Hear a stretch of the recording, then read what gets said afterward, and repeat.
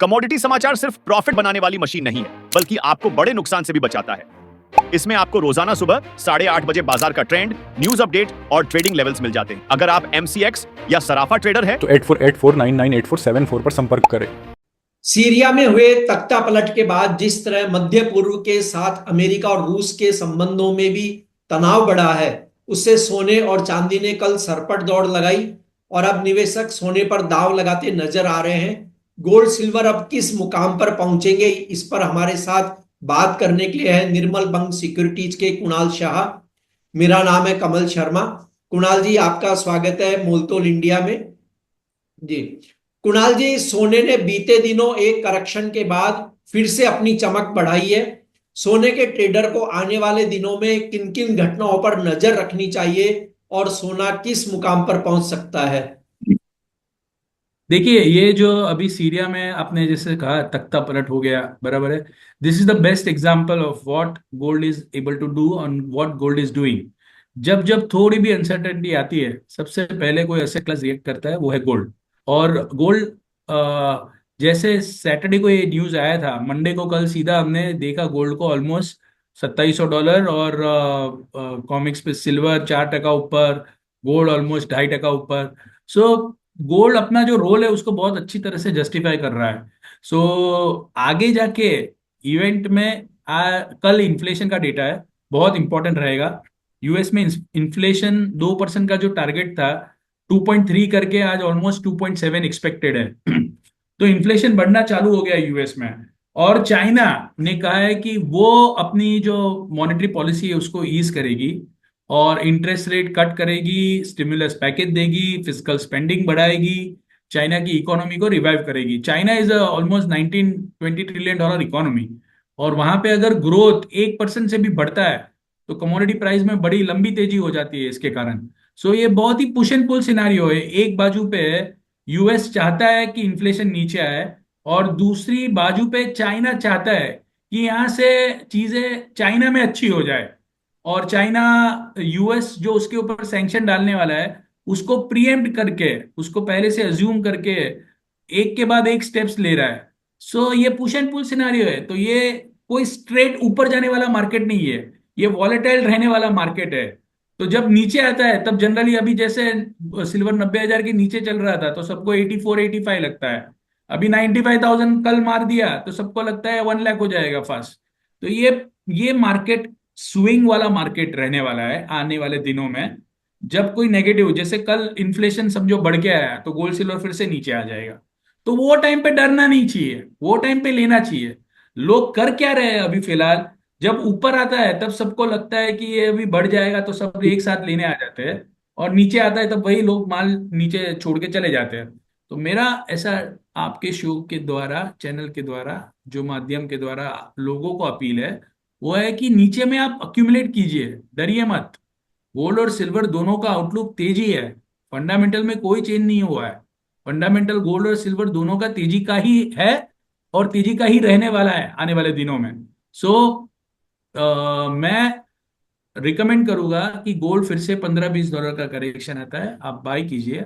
Silver फिर से $1-8 का करेक्शन आता है, बाय कीजिए। 92,000 93,000 के बीच में सिल्वर ऐड कीजिए। 90,000 के नीचे अभी सिल्वर मुझे नहीं लग रहा है।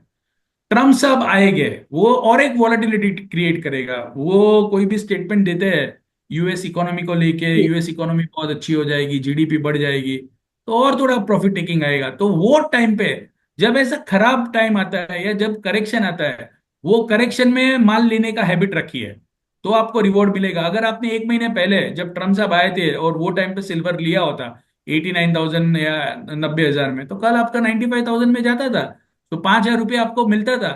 बट अनफॉर्चुनेटली हम ये प्रैक्टिस नहीं कर पाते, ये इजी नहीं है।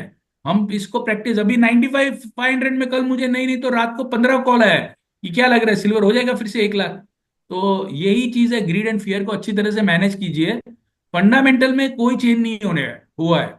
ट्रम्प जो भी बोल रहे हैं गोल्ड और सिल्वर के लिए, वो Trump is actually bullish for gold and silver, क्योंकि वो बोल रहे हैं कि वो इमिग्रेशन, जो इलीगल इमिग्रेंट है उनको अमेरिका से बाहर भेजेंगे तो यूएस की इकोनॉमी धीरे धीरे खराब हो जाएगी। काम को, वहां के कोई बड़े बड़े इंडस्ट्रियलिस्ट थोड़ी काम करने आने वाले हैं। सो सडनली लेबर मार्केट में शॉर्टेज हो जाएगी, तो वहां पे इन्फ्लेशन और बढ़ जाएगा, यूएस की इकोनॉमी स्लो हो जाएगी। दूसरा, वो चाइना पे सैंक्शन डालने की बात कर रहे हैं, उससे भी इन्फ्लेशन बढ़ जाएगा। अमेरिका जो, समझो फॉर एग्जांपल ये आईफोन है, तो अमेरिका आईफोन मैन्युफैक्चर करता है, चाइना आईफोन बेचता है $1000 में। तो अमेरिका यही आईफोन अगर अमेरिका में बना के बेचेगा तो उनकी कॉस्टिंग ही होगी $1300 $1400, क्योंकि वहां पे लेबर नहीं है, वहां पे प्लांट्स नहीं है इफेक्टिव। तो ये सब चीज देखते हुए जो जो चीज वो ट्रम्प साहब बोले, वो गोल्ड के लिए तेजी है वो सब चीज, क्योंकि वो जो भी उन्होंने बोला है और वो ऐसा करते हैं तो गोल्ड और सिल्वर बहुत तेजी से बढ़ जाएगा। कमोडिटी समाचार सिर्फ प्रॉफिट बनाने वाली मशीन नहीं है, बल्कि आपको बड़े नुकसान से भी बचाता है। इसमें आपको रोजाना सुबह 8:30 बजे बाजार का ट्रेंड, न्यूज अपडेट और ट्रेडिंग लेवल्स मिल जाते हैं। अगर आप एमसीएक्स या सराफा ट्रेडर हैं तो 8484998474 पर संपर्क करें। तो डोनाल्ड ट्रंप के साथ में एलन मस्क है, और तो ऐसे में अगला राज क्रिप्टो करेंसी का होगा या गोल्ड का ही फिर? देखो, क्रिप्टो करेंसी एक पूरी डिफरेंट एसेट क्लास है जिसको गोल्ड के साथ कंपेयर कर रहे हैं। मैं उसके गोल्ड के साथ कंपेयर नहीं करूंगा, वो अपने आप में एक एसेट क्लास बन चुका है लास्ट इतने सालों में। सो उसका जो रिटर्न है और उसका जो साइज है और उसका जो पार्टिसिपेशन है, कितने लोग बिटकॉइन में पार्टिसिपेट कर रहे हैं फिलहाल, as compare to gold, nothing. जो बिटकॉइन का पूरा ट्रेड है वो वेस्ट तक सीमित है, इंडिया में तो लीगल भी नहीं है up to certain level. So we, it's not being a regulated asset class in India. मतलब इंडिया में तो हम लोग बिटकॉइन लेना है तो रेगुलेशन, कोई रेगुलेटरी फ्रेमवर्क ही नहीं है जी। जिसमें हम लोग इसको प्रमोट कर सके। तो पूरा वेस्ट है वो बिटकॉइन बाय कर रहा है, और जो पूरा ईस्ट है वो गोल्ड बाय कर रहा है। परचेसिंग पावर, पॉपुलेशन, ये सब ईस्ट में है। तो धीरे धीरे अब अगर आप ये पूरे वर्ल्ड को देखोगे तो जो पावर है वो शिफ्ट हो रहा है धीरे धीरे, वेस्ट का पावर कम हो रहा है। बिंदास लोग अपनी अपनी करेंसी में ट्रेड कर रहे हैं, बिंदास ब्रिक्स ब्लॉक बना रहे हैं। US, Saudi, India, Saudi Arabia, China, Russia, south Africa, Brazil, सब अंदर अंदर अपनी अपनी करेंसी में ट्रेड करने लगे हैं। आप इंडिया और यूएई का कॉर्पोरेशन देखिए, इतना स्ट्रॉन्ग कॉर्पोरेशन बनते जा रहा है। सो यूएई से पूरा, जो लंदन से जो गोल्ड सिल्वर इंडिया आता था, वो जी। गोल्ड सिल्वर अभी यूएई से आ रहा है।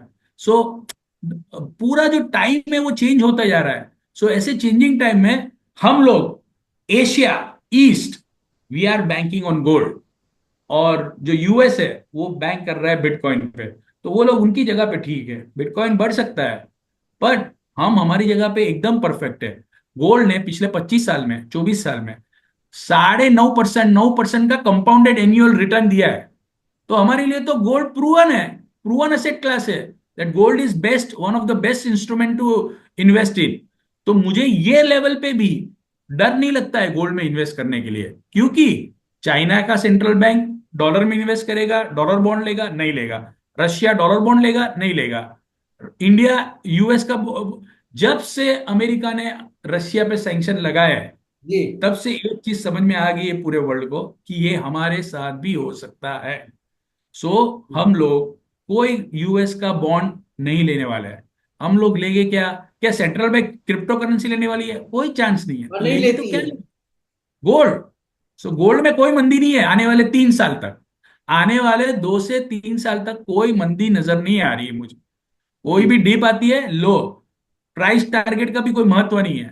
प्राइस टारगेट गोल्ड का आप ऐसे नहीं बोल सकते हो कि इतना ही होगा। मेरे हिसाब से गोल्ड कोई भी भाव तक जा सकता है, 3000, 3200। प्राइस टारगेट नहीं है, 10-15% का गोल्ड रिटर्न आपको देने वाला है, देने वाला है, देने। और ये सब में भूल से वेस्टर्न इन्वेस्टर भी अगर आ गए गोल्ड लेने तो क्या होगा? अभी तक ये जो पूरा गोल्ड का ट्रेड है, इट्स डोमिनेटेड। आज गोल्ड की मार्केट में 1000 टन सेंट्रल बैंक बाई कर रहे हैं, 1000 टन चाइना बाई कर रहा है, और jewellery buying India 850 ton, 900 ton buy कर रहा है। तो ये तीन जनी मिल के इतना है, और ऐसे में ये टाइट मार्केट में यूरोप, यूएस, ये सब गोल्ड लेने आ गए तो क्या होगा? जापान। सो आप समझिए, गोल्ड मार्केट में जे जो अभी ये सीरिया में हुआ, या पहले रशिया ने यूक्रेन पे किया, या इसराइल हमास का हुआ, ऐसे किसी ने सोचा भी था वाइल्ड कि ये सीरिया आ जाएगा बीच में? इन 3 दिन में तो सीरिया में इतना बड़ा क्राइसिस हो गया। तो पूरा वर्ल्ड एक अनिश्चितता के दौर से गुजर रहा है। अनिश्चितता जियो पॉलिटिकल फ्रंट पे है, अनिश्चितता माइक्रो लेवल पे है, मैक्रो लेवल पे है। आज वर्ल्ड में हम डेट कैसे कम होगी, तो ये सब में गोल्ड में मंदी कैसे भाई? कोई है ही नहीं मंदी, छोटे मोटे करेक्शन आते रहेंगे। अच्छा कुणाल जी, जैसे अभी आपने ब्रिक्स करेंसी की बात कही, अब जो खबर आई है, हालांकि हम पुष्टि नहीं करते इस खबर की, लेकिन दक्षिण अफ्रीका और भारत ने ब्रिक्स करेंसी से दूरी बनाने की बात कही है। तो ऐसे में शायद ब्रिक्स करेंसी जारी होना थोड़ा कठिन हो सकता है। तो सोने चांदी पे उसका क्या असर होगा फिर? कुछ नहीं असर होगा, क्योंकि आज भी 75 से ज्यादा परसेंट ट्रेड जो होता है वर्ल्ड में वो डॉलर में होता है। बराबर है। ये जो ब्रिक्स करेंसी का जो कॉन्सेप्ट है, ये तो वो लोग ट्रायल वर्कआउट कर रहे थे। ये एक्चुअली इंप्लीमेंट होना, गोल्ड बैक करेंसी लाना, ये सब चीज कोई इजी चीज नहीं है। क्योंकि जब हम लोग एक टेबल पे बैठे गए तो चाइना कहेगा मेरे पास 2000 टन रिजर्व है, इंडिया कहेगा मेरे पास 800 टन रिजर्व है। तो वो थोड़ी कोई ऐसा होगा कि चाइना अपना पावर डिक्टेट करेगा जिसके पास ज्यादा गोल्ड है वो। तो ये कोई इजी नहीं है। और साउथ अफ्रीका के पास तो कुछ है ही नहीं, 100-150 टन गोल्ड रहेगा। तो जो भी BRICS, within the BRICS nation, no one will be comfortable to come up with the gold back currency. क्योंकि ये तो फिर ऐसा हो जाएगा कि उनको वो करेंसी छापने के लिए गोल्ड लेना पड़ेगा पहले। तो वो थोड़ी, आज की तारीख में सेंट्रल बैंक गोल्ड क्यों ले रही है?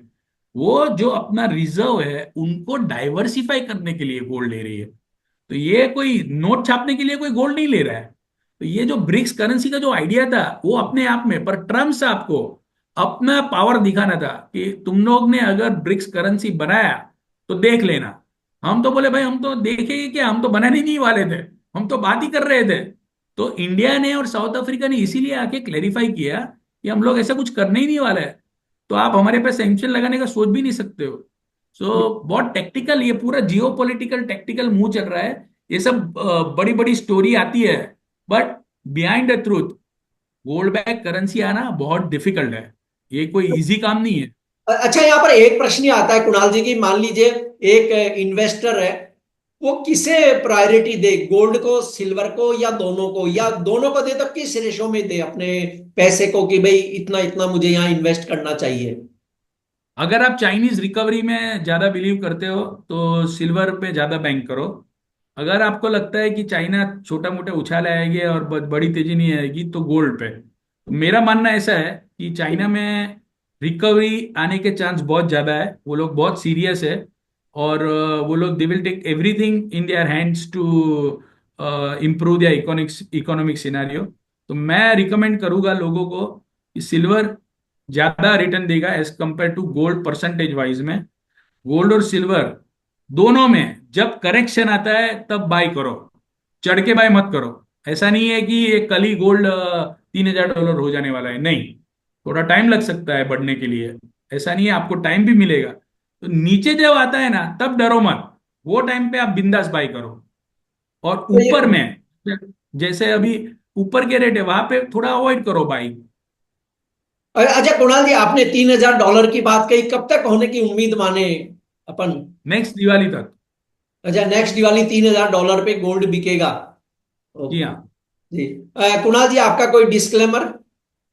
मेरी कोई पोजीशन नहीं है, हम जो भी रिकमेंडेशन दे रहे हैं उस पे हमारे क्लाइंट्स की पोजीशन रह सकती है। और we are not having any personal position in gold and silver. जी, बहुत बहुत धन्यवाद, आभार आपका कुणाल जी। Thank you.